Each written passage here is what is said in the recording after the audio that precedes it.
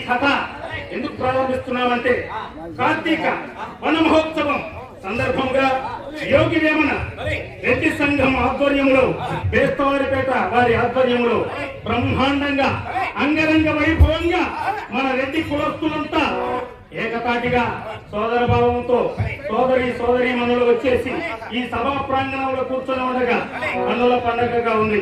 కావున కడప జిల్లా మైదుకూరు మండలం కొండారెడ్డి వారి ఆధ్వర్యంలో బుర్రకథ కాలక్షేపం మన రెడ్ల వారి జీవిత చరిత్ర భక్తలింగ పురాణం అయినా మన రెడ్ల చరిత్ర అంటే ఏంటి, ఎక్కడి నుంచి మనం వచ్చాం, ఏంటి మన పరిస్థితి, మన విధి విధానాలు ఏంటి, మనమే ఎందుకు వ్యవసాయం చేయాలి, వేరే కులస్తుడు ఎందుకు వ్యవసాయం చేయలేదు, మన రెడ్డి అంటే వ్యవసాయం అంటే రెడ్డి. ఈ భూదేవికి మనకు తల్లి కొడుకుల బంధం ఎందుకు కలిగింది?